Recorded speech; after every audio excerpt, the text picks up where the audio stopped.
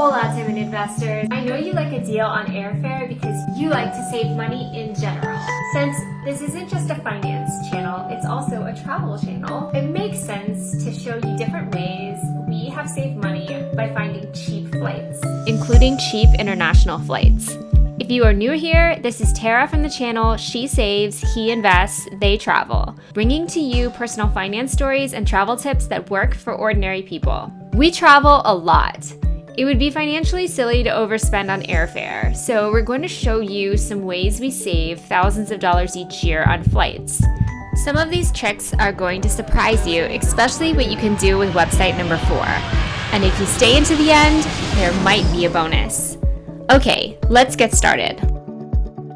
This video includes websites and tricks, but does not have a sponsor. Please keep an open mind because the more flexible you are, the more money you save. Okay, so sometimes we buy a round-trip ticket when really all we need is a one-way, and other times we do the reverse, depending on what is cheapest. Search for both and see which combination is cheaper. When you buy one-way instead of round trips, this means you might be taking a different airline and even flying out of a different airport on the way back sometimes. For us, we've managed to keep the airport the same, but don't mind taking a different airline each way. Let me give you an example. In August of 2023, I was still in Madrid, but Chris had left 2 weeks earlier to get back to our house in Florida. The cheapest ticket he could find was a round-trip ticket that returned to Madrid on Christmas Day. We didn't really need to return to Madrid. Our aim was to go to Germany on Christmas, but that got us back into Europe, basically onto the continent, for cheap. It's super simple to take an intra-country flight once you're on the continent between European countries, or to travel by train, so that's what he did. Once on the continent, we flew on regular airlines. We didn't even need to take Ryanair or EasyJet to country hop within Europe. Chris even managed to get me on the same flight as him, even though we left Madrid 2 weeks apart. We do stuff like this almost every time we fly. For international flights, major airlines charge more for one-way tickets, but budget airlines don't. This brings me to my next hack. If you can be flexible about the destination, you can save a lot of money. Remember, there are flights within a country and regions, trains, buses, and rental cars too. Also, super long layovers are a good way to explore a third location in between your departure and destination airports. The third hack is flexible dates. The fourth hack is to check out the price through a third-party provider. But don't book via that third-party provider. The best practice is to book through the airline directly. The fifth hack are promotions like the Frontier Go Wild promotion where you pay a flat fee. For example, we paid $5.99 for unlimited flights for a year. We will do a separate video on the pros and cons of those types of promotions. Obviously, the sixth hack is credit cards with points, but that is a subject for an entirely different video. Then there is the hack of searching incognito mode. Clearing your cookies, using different web browsers to search, or having multiple people searching at the same time like Chris and I do. We search from different computers, often from different locations, even different countries. We usually get different prices, but experts say that the whole incognito mode thing doesn't work. That flight prices differ because airlines update them based on an algorithm, not because you're looking at them. But we have not found this to be true. We have not found that there's a cheapest day to fly, like, oh, fly only on Tuesdays or only fly on Wednesdays, it's the cheapest. But what we have found is flying during the week is usually cheaper than flying on the weekends, and flying on holidays as opposed to the day before or the day after holidays is cheaper than flying like the day before Christmas, for example. Okay, let me show you what these hacks look like on some of the best websites for cheap flights. The first website is Kiwi, but just use Kiwi to search, not to book. It's a bad third party to purchase from, but has some unique search capabilities. Sometimes it can be even cheaper to depart from an airport, not the one that you usually depart from. It can be cheaper to book a flight from your city to another to take advantage of a huge discount, or you can take a bonus mini vacation in that city too.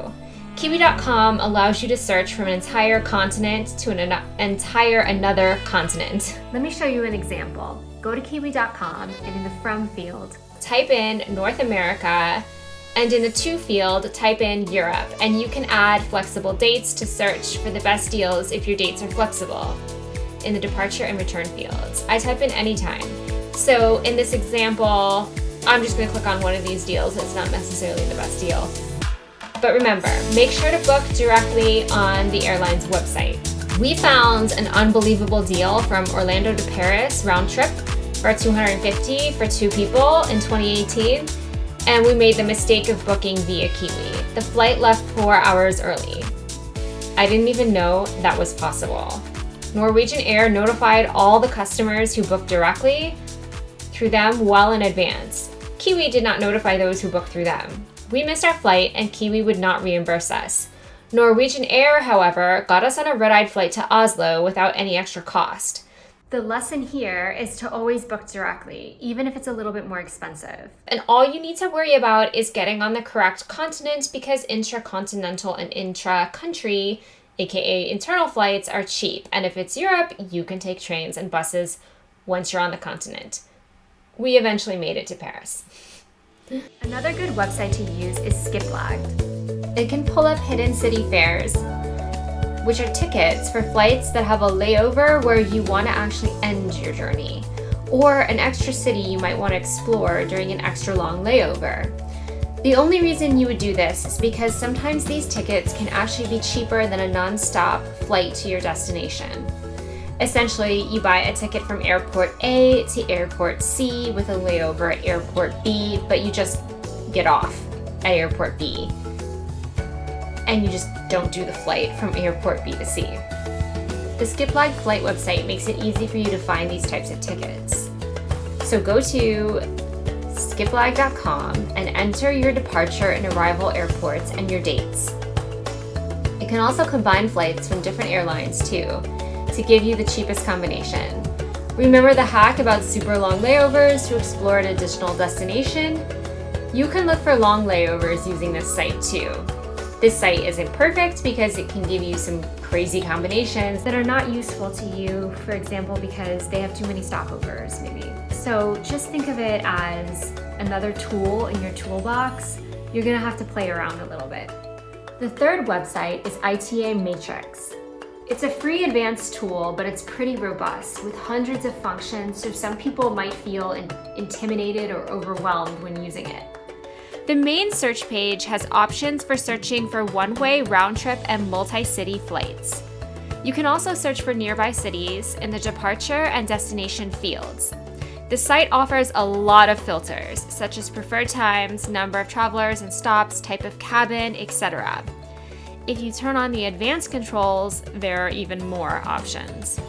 Make sure to uncheck or check whether you are willing to have a layover that requires changing airports.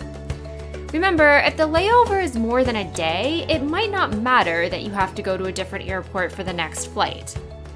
Definitely remember to check the second box so you'll only see flights with available seats. The results will show you every possible combination and the prices. This site is useful for grabbing the fare code. The fare code is useful to credit your flight to certain mileage programs, and it's also useful for copying and pasting into bookwithmatrix.com. Remember, ITA Matrix is just a flight search engine. You can't book your tickets on this site. Instead, copy the flight itinerary and paste it into bookwithmatrix.com. Links in the description below. And of course, a video about finding cheap flights wouldn't be complete without Google Flights. This is the website we use the most to find cheap flights. Type in Google Flights in your search engine and click on Google Flights. Okay, type in the from field your closest airport. You can add in other airports that are close by. Click the plus sign on the right-hand side in the field, or you can choose the nearby airports option. You can start by searching for cheap flights, then deciding where you want to go and how long you want to go for. So leave your destination airports in the where from field and click on the blue Explore button. Your departure airports are the pink dots.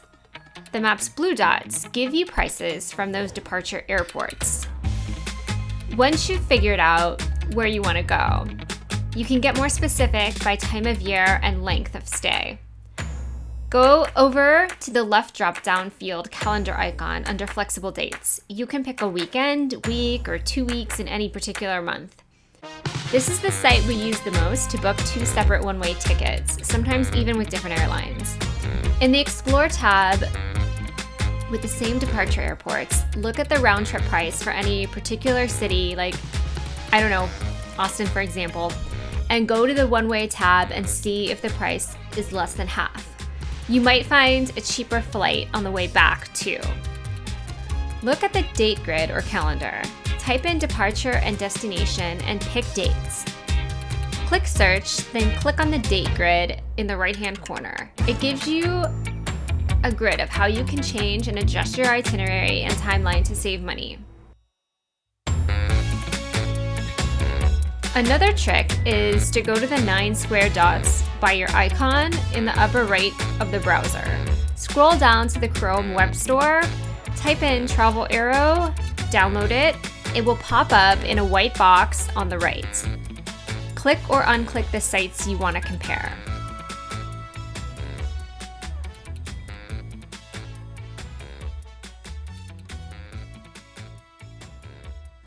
Another useful website is Going.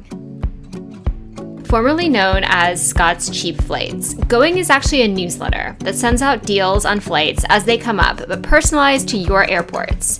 You set the departing airports that you're interested in, and when Going finds cheap deals, they send them directly to your inbox. The deals are usually 40 to 90% off, but they are not typically last-minute deals either, so there's no rush to book. The deals are usually with more mainstream airlines, not budget-friendly airlines, so you can fly comfortably. Going has both free and paid plans. You can sign up for the free plan to start because it's good for sending you deals on international flights. If you fly domestically a lot, you might want to consider signing up for their premium plan. Actually, at this point, I think you should just sign up for their premium plan. According to Project Untethered, the premium plan just costs a few dollars per month, but premium members save $550 per ticket on average.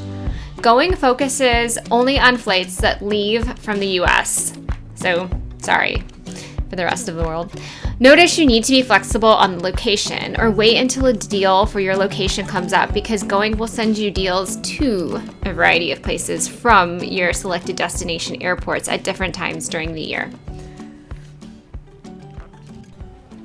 The final website is AirWonder. This site is good for finding long layovers, which essentially lets you add another destination to your itinerary. You get out of the airport during the layover and explore before heading off to your next flight. First, search for your origin and destination, then hit the plus button. It will tell you how much extra it would cost to add a long layover. You can even put the number of days. Sometimes it's just a few dollars to add another pit stop.